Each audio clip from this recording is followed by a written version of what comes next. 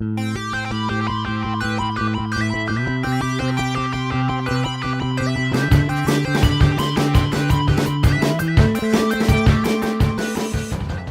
planowałem tak wcześnie ogrywać Resident Evil Requiem. Może inaczej. Prawie nigdy nie mam okazji ogrywać gier niedługo po premierze. Po pierwsze dlatego, że wtedy kosztują najwięcej i zazwyczaj mają problemy techniczne na komputerach. Po drugie, kiedy już stanieją, to zostają naprawione i mają dodatkowy content. Jednakże gdy takich problemów nie ma, gra zbiera znakomite opinie, a kumpel daje mi do niej dostęp za darmo, to ciężko sobie odmówić i nie wsiąść do pociągu wspólnego zachwytu nad grą. I mimo, że Requiem namieszało mi w planach, to mogę powiedzieć, że absolutnie tego nie żałuję. To na pewno jeden z lepszych Residentów, jakie dostaliśmy w ostatnim czasie, a także bardzo mocny kandydat na grę roku. Cześć, ja jestem Lord Venom, a to jest kolejny film o mojej niekończącej się walce z backlogiem. Tym razem o grze Resident Evil Requiem, wydanej na PC, PlayStation 5, Xbox Series i Switcha 2 w lutym tego roku. Nie przedłużając, zapraszam.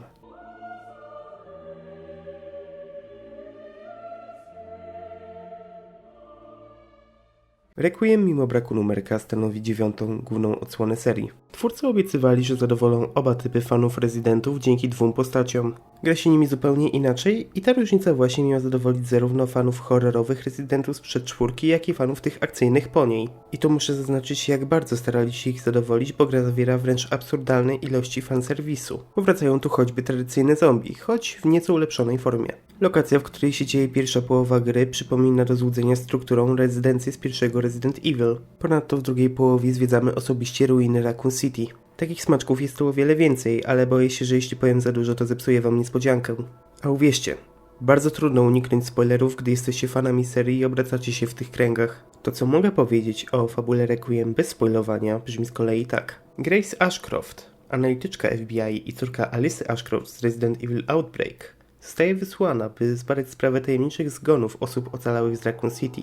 Wtedy właśnie porywa ją Victor Gideon, były naukowiec korporacji Umbrella odpowiedzialnej za tamten incydent. Więzi ją we własnym sanatorium, w którym, uwaga, nie zgadniecie, po raz kolejny wybucha epidemia wirusa T. Wiecznie jąkająca się i nieporadna Grace musi znaleźć sposób na opuszczenie ośrodka, a także odkrycie prawdy o okolicznościach śmierci swojej matki. W tym samym czasie Leon Scott Kennedy, weteran serii i faworyt fanów, odczuwa pierwsze symptomy zarażenia wirusem. Dokładnie tak jak zamordowani ocalali z Raccoon. Ściga Gideona w nadziei, że powstrzyma jego tajemnicze zamiary, póki jeszcze ma czas, a może nawet przy okazji znajdzie lekarstwo. Dzięki temu ścieżki naszej dwójki się krzyżują i na jaw zaczynają wychodzić niewygodne tajemnice z przeszłości. Trzeba przyznać, że fabułę bardzo ciekawie się chłonie, szczególnie dla wieloletnich fanów serii. Mamy tu kilka naprawdę zaskakujących momentów, a sporo niejasności z poprzednich odsłon takich jak Outbreak, 6 czy Umbrella Corps jest tu skutecznie wyjaśnione. Gra jednak tworzy kilka nowych niejasności, które prawdopodobnie zostaną zaadresowane w kolejnych odsłonach i remake'ach. Wprawne oko wychwyci masę ciekawostek i detali o postaciach. Tradycyjne już dla gatunku survival horror ukryte dokumenty również dają dużo informacji i świetnie uzupełniają to, co jest powiedziane wprost. Tyle o fabule. Pora powiedzieć coś więcej o samej grze. Na sam początek dostajemy wybór między perspektywą pierwszą i trzecią, osobno dla obojga postaci. Prawdopodobnie by nie alienować ani fanów 7 i Village, ani pozostałych rezydentów. Twórcy zalecają wybór pierwszej osoby dla Grace i trzeciej dla Leona. Osobiście mimo zaleceń przechodziłem Requiem całkowicie w trzeciej osobie. I to nie kwestia tego, że gra się robi straszniejsza w pierwszej osobie. Po prostu lubię widzieć, co się dzieje dookoła mojej postaci, a nie tylko przed nią. I muszę powiedzieć, że nawet w przypadku Grace gra się bardzo komfortowo z widokiem zza pleców. Dostajemy też wybór między trybem na luzie, współczesnym i klasycznym. Na luzie to tryb łatwy. Praktycznie nigdy nie skończy się nam amunicja i możemy czyścić pokoje jak nam się tylko podoba. Współczesny to tryb średni, w którym bardzo często będziemy musieli odwoływać się do ucieczki. Klasyczny to z kolei to samo, ale z limitowanymi zapisami, ograniczonymi przez ilość tuszu, które możemy zebrać podczas rozgrywki. Jest to ciekawa alternatywa dla fanów, którzy preferują zapisywanie tak jak w czasach PS1 bez jednoczesnego zwiększania poziomu trudności, tak jak w ostatnich odsłonach. Po przejściu gry raz z kolei odblokowujemy tryb obłęd, który, tak jak wskazuje nazwa, jest tym najtrudniejszym. Rozgrywka jako Grace to ta bardziej horrorowa część gry. I to właśnie z nią spędzimy większą część pierwszej połowy. Grace jest dość powolna, nie jest zbyt wytrzymała i ma trudności w celowaniu bronią. Nie ma też ona wielu miejsc w ekwipunku, więc bardzo często będziemy musieli się zastanawiać, co poświęcić, by zmieścić ważniejsze przedmioty. I to się nawet tyczy trybu na luzie. W trakcie rozgrywki będziemy mogli ulepszyć jej ekwipunek nawet dwukrotnie poprzez zbieranie dodatkowych toreb. Są one na wagę złota, choć to wcale nie daje tak dużo. Szczególnie jeśli poza amunicją i przedmiotami kluczowymi chcemy jeszcze nosić ze sobą przedmioty leczące, tusz czy monety, które możemy wydawać na ulepszenia dla Grace. Na domiar złego poza zombie stanie na jej drodze nieśmiertelny stalker ze światłowstrętem, nazywany po prostu dziewczynką. Możemy ją najwyżej ogłuszyć, ale ostatecznie jedynie trzymanie się światła może nas przed nią ocalić. A Leon to już z kolei zupełnie inna historia. On nie narzeka ani na brak broni, ani amunicji. Ponadto jego ekwipunek jest nieporównywalnie większy niż u Grace, a da się go powiększyć jeszcze bardziej. Dodatkowo możemy ulepszyć jego arsenał przypisując różne zawieszki do broni. Modyfikuje to trochę ich parametry. Realistyczne? Ani trochę, ale bardzo przydatne. Jeszcze jak? Ponadto Leon przestawił się z noża na toporek, dzięki któremu jest w stanie sparować dosłownie każdy atak tak długo jak wyczujemy dobry moment na wciśnięcie przycisku. Nie jest to oczywiście aż takie proste. Każde parowanie albo atak obniża jego ostrość i musimy dbać w wolnym czasie o jego naostrzenie. Leon zazwyczaj w swoich sekcjach jest zmuszony do walki ze znacznie większymi liczbami przeciwników naraz. I przy okazji ma do dyspozycji znacznie więcej metod ich eliminacji. Sami wrogowie to w sumie też ciekawa sprawa. W pierwszej połowie mierzymy się w większości z tradycyjnymi, choć mądrzejszymi zombie. Mówią i próbują wykonywać swoje dawne obowiązki. A kiedy nas wykryją, nawet używają broni, także palnej. I choć w pierwszej połowie można odnieść wrażenie, że żaden zombiak nie jest taki sam, to z czasem to wrażenie zanika. Kiedy już ich pokonamy raz, mogą pozgodnie zmutować w Blisterheadów. Jest to ukłon w stronę Crimson Headów, które pojawiły się w remake'u pierwszego Resident Evil. Stają się wtedy znacznie szybsze, dziksze i wytrzymalsze. Dla Grace to o wiele większe wyzwanie. Dla Leona tylko formalność. Możemy temu zapobiec wysadzając im głowy bronią palną. Ale jest to zupełnie losowe i szansa, że nam się uda, nie jest wcale wielka. Dlatego Grace dostaje do dyspozycji pobierak krwi, dzięki któremu może wytwarzać przedmioty, a także aplikatory. Trzeba jednak brać pod uwagę, że trzeba zbierać krew z poległych wrogów, a pobierak ma limitowaną pojemność. Dzięki wytworzonym aplikatorom możemy zakradać się do zombiaków i pokonywać ich jednym wstrzyknięciem, albo pozbywać się ciał tych już poległych. Jednakże nie starczy aplikatorów, żeby pozbyć się wszystkich, więc do nas należy decyzja, gdzie chcemy, aby było najbezpieczniej. Alternatywą dla pobieraka z kolei jest Requiem, potężny magnum, od którego wzięła się nazwa gry. Amunicja do niego jest najrzadszym zasobem w grze. Jednak celny strzał gwarantuje powalenie zombiaka jednym strzałem i to, że już nigdy nie wstanie. Ale jak już mówiłem, to tylko pierwsza połowa. W drugiej spędzamy znacznie więcej czasu jako Leon.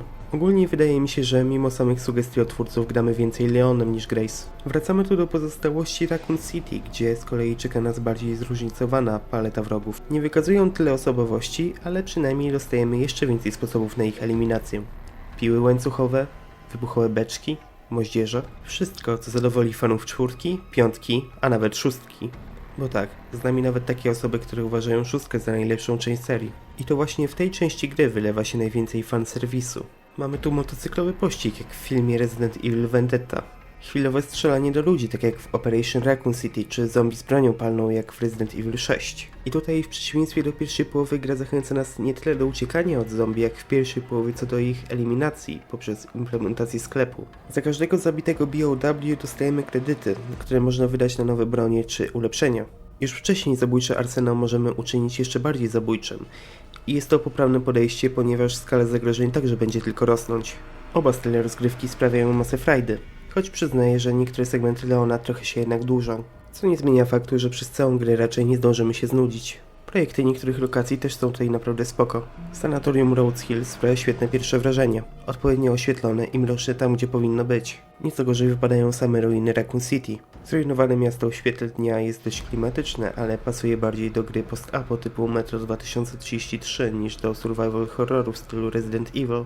Graficznie Requiem jest niczego sobie i chyba jest jednym z najlepiej wyglądających survival horrorów, w jakie grałem. Prawie osiąga fotorealizm, ale jest stylizowana, by wciąż nie przekraczać tej granicy i według mnie wygląda to świetnie. Dalej czuć tu pewną japońskość i widać, że twórcy starają się nie przekraczać pewnej granicy brzydoty, tak jak to robili w Resident Evil 7. Wielu zachodnich twórców, którzy zdają się uważać, że grafika jest ważniejsza od stylu, mogłoby się uczyć od Capcomu. Jeśli chodzi zaś o muzykę, to przez większość czasu będą nam towarzyszyć ambienty. Znajdzie się też jednak miejsce dla kilku dynamiczniejszych utworów, szczególnie podczas sekcji Leona oraz walk z bossami. Miejscami nawet usłyszymy znajome motywy z poprzednich części. Nie jest źle, ale brakuje tu czegoś, co zapamiętałbym na dłużej. A tym bardziej nie ma żadnych utworów, które bym włączył w tle do sprzątania. Na uwagę zasługuje jednak voice acting. O ile Leon brzmi dobrze jak zawsze, rzucając swoimi one-linerami jak jakiś bohater kina akcji, tak szczególnie wyróżniają się Gideon ze swoim naprawdę niepokojącym głosem oraz Grace, która bardzo przekonująco jąka się w każdym zdaniu. Z tego co widzę w popkulturze rzadko się to udaje, więc duży szacunek dla aktorki, która jak się okazuje jest zupełną początkującą. Poza tym jak zawsze w przypadku rezydentów muszę pochwalić dźwięki broni. Każdy pistolet, każdą strzelbę, każdy karabin snajperski, czy nawet samo rekwiem idzie poznać po samym dźwięku. I można po samym dźwięku też wyczuć ich moc. Nie mam tu żadnych uwag, dobra robota Capcom i tylko tak trzymać. Podsumowując, początkowo byłem trochę sceptyczny co do Requiem, ale bardzo pozytywnie się rozczarowałem. Ta gra to czysty fanserwis dla wieloletnich fanów serii, a dla wszystkich pozostałych wciąż solidny tytuł. I nie chodzi mi tu o taki leniwy fanserwis, tylko o ten dobry, który się specjalnie nie narzuca i jednocześnie nie koliduje z tym, co gra próbuje zrobić. To nie jest według mnie najlepszy Resident, bo oryginalna 4 oraz remake pierwszego Residenta wciąż walczą o to zaszczytne miejsca, ale jak dla mnie jest najlepszym do tej pory Residentem zrobionym na Re-Engine i który nie był remake'iem. Całkiem niedawno zapowiedziano też fabularne rozszerzenie. Nie mogę się doczekać, co z tego wyjdzie i nie obrażę się, jeśli to będzie po prostu więcej tego samego. To w sumie wszystko, co chciałem powiedzieć o Resident Evil Requiem. Jeśli podobał Wam się materiał, zostawcie suba i łapkę w górę. To bardzo pomoże mojemu kanałowi. A jeszcze bardziej pomoże, jeśli postanowicie sprawdzić moje poprzednie materiały. Oczywiście jak zawsze zapraszam na moją kolejną walkę z backlogiem. Mówił do Was Lord Venom i do następnego. Cześć!